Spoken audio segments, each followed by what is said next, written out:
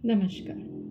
મારી પાસે ઘણા એવા પ્રશ્નો આવતા હોય છે કે હો'ઓપોનોપોનો પ્રેયર છે, તો એ પ્રેયર શું મેનિફેસ્ટેશન માટે કામની છે કે એ કેટલી વાર કરવી, કેવી રીતે કરવી?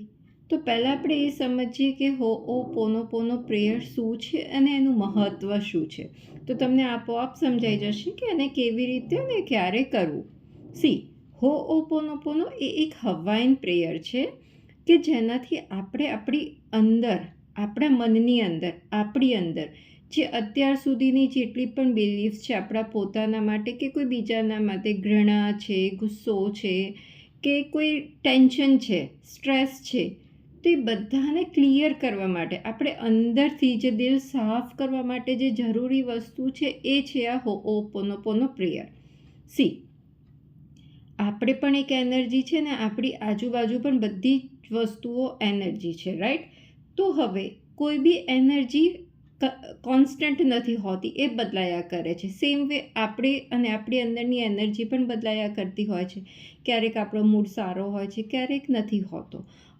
એનું કારણ શું છે કે આપણી અંદર જે બધી માન્યતાઓ છે કે જે આપણા આજુબાજુના સર્કમસ્ટન્સીસના લીધે આવી હોય, ક્યાં તો આપણે વારસાગત આવી હોય કે જાણે અજાણે આપણા મનમાં ઘર કરી ગઈ છે કે જે આપણને ખબર પણ નથી.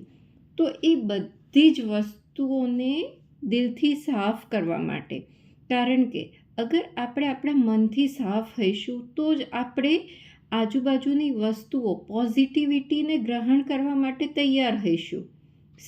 આપણે કોઈ નવો છોડ વાવવો હોય તો પહેલાં આપણે એ જે માટી હોય એને ખોદીએ ને એની અંદરની વસ્તુ સાફ કરીએ ને, નહીં કે જે પણ કચરો છે કે મતલબ જે પણ ઉગેલું છે એની ઉપર જ આપણે બીજ વાવી દઈએ છીએ. નો, આપણે પ્રોપર ખાડો ખોદીએ છીએ, એને સાફ કરીએ છીએ, એની જગા ક્લીન કરીએ છીએ, પછી આપણે બીજ વાવીએ છીએ.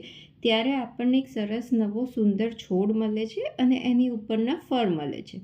સેમ વે આપણા મનની અંદર ઘણા ટાઈમથી ઘણી બધી વસ્તુઓ અંદર છે કે જે આપણે આપણા પોતાના માટે ક્યાં તો બીજાના માટે ક્યાં તો સિચ્યુએશન માટે બહુ નેગેટિવ રહીએ છીએ. અને ફક્ત એ જ કારણ છે કે આપણા જીવનમાં આપણી ધારેલી વસ્તુઓ, મતલબ જે સારું ધારીએ છીએ નથી થતું. અગર તમે કહો કે મારા જીવનમાં તો બધી મુશ્કેલીઓ જ આવી રહી છે, તો એમના માટે ક્યાંક ને ક્યાંક તમે પોતે જવાબદાર છો. તો હો'ઓપોનોપોનો પ્રેયરથી તમારે એની જવાબદારી લેવાની છે. જવાબદારી ઇન ધ સેન્સ કે જવાબદારી લઈને આપણે નેગેટિવિટીમાં કે સ્ટ્રેસમાં નથી જતું રહેવાનું કે આ મારા લીધે જ થયું and I am not capable for anything. No, any જવાબદારી લઈ અને હિંમતભેર એમાંથી બહાર નીકળવાનું છે. એના માટે આ જરૂરી છે. આપણે શ્રી ભગવદ્ ગીતામાં પણ કહ્યું છે કે આપણું મન ક્યાં તો આપણું સારું મિત્ર થઈ શકે છે, ક્યાં તો સૌથી મોટો શત્રુ. તો જે પણ છે એ આપણી અંદર છે.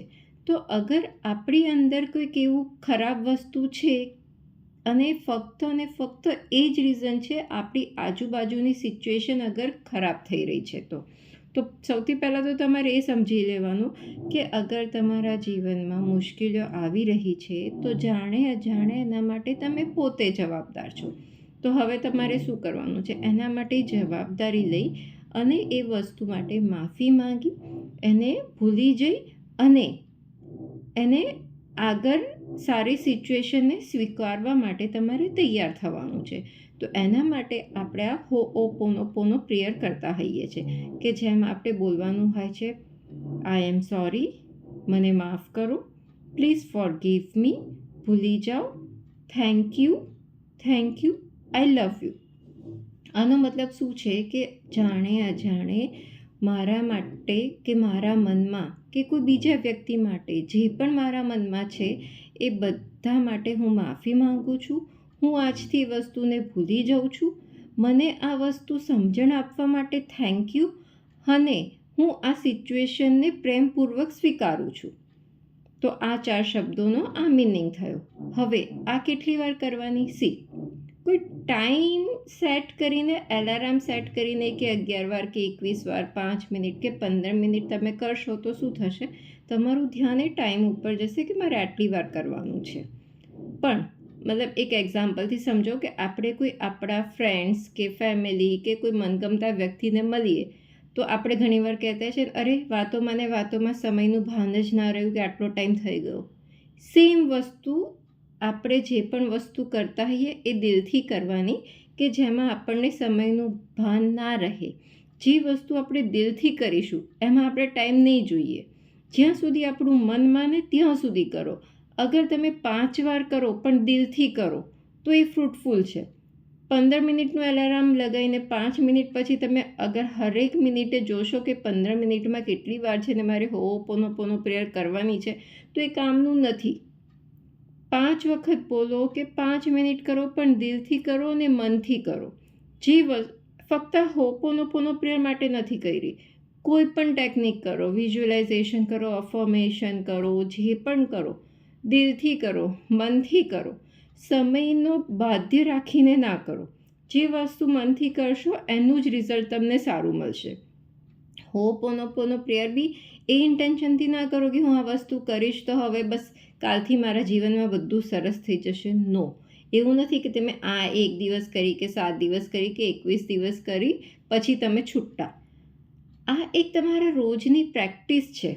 સી, આપણે વાસણમાં જમવાનું બનાવીએ કે આપણે જમીએ એ પછી વાસણ યુઝ કર્યા પછી કેવું હોય, આપણે એને માંજવું પડે, એ પછી જ આપણે એને બીજી વાર યુઝમાં લઈ શકીએ, રાઈટ? સેમ વે ડેલી આપણી લાઈફમાં એવા ઇન્સિડન્ટ્સ થતા હોય છે કે નેગેટિવ એનર્જીઝ આપણી અંદર આવતી હોય, નેગેટિવ બિલીફ્સ આવી જતી હોય, નેગેટિવ થિંકિંગ આવી જતું હોય છે. તો ho'oponopono prayer is like daily cleansing. તમારે રોજ તમારા દિલને, એનર્જીને ક્લીન કરવાની છે, મનને સાફ કરવાનું છે. તો દિવસમાં ગમે તેટલી વાર કરો, રોજ કરો, પણ દિલથી કરો. કારણ કે ક્લિન્ઝિંગ પ્રોસેસ ડેલી જરૂરી છે. જેમ કે નહાવું જરૂરી છે એવી રીતે અંદરથી મનને સાફ કરવું પણ જરૂરી છે. જેમ આપણે રોજ નહીં ધોઈને ભગવાનનું નામ લઈએ છીએ એવી રીતે પોતાના માટે ટાઈમ કાઢીને પોતાને પણ અંદરથી દિલથી સાફ કરો. જે વસ્તુ તમે આ હોઓપોનોપોનો પ્રેયર માટે કરી શકો છો. કારણ કે એની ખાસિયત જ એ છે કે તમે પોતાના માટે પણ એ કરી શકો છો અગર તમે તમારા પોતાના માટે કોઈ નેગેટિવ બિલીફ છે તો.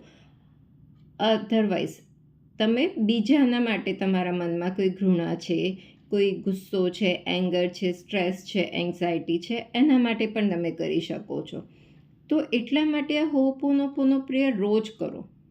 સવારે કરો, રાત્રે કરો કે દિવસમાં, વેન એવર યુ ફીલ કે હા અત્યારે મારે જરૂર છે, મારે થોડું રિલેક્સ થવું છે, તો સ્ટાર્ટ ડુઈંગ હોઓપોનોપોનો પ્રેયર.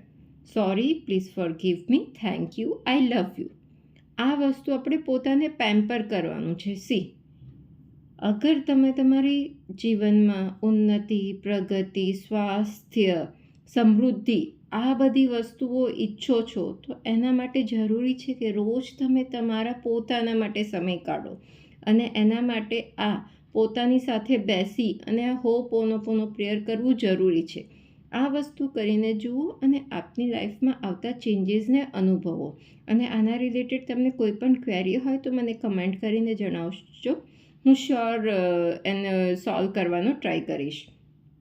આશા રાખું છું આ વિડીયોથી આપને પ્રેરણા મળી હશે. વિડીયો પસંદ આવ્યો હોય તો વિડીયોને લાઇક કરજો અને ચેનલને સબસ્ક્રાઈબ કરજો. આપનો કિંમતી સમય આપવા બદલ અને મને સાંભળવા બદલ આપનો ખૂબ ખૂબ આભાર. ફરી મળીશું નેક્સ્ટ વિડીયોમાં.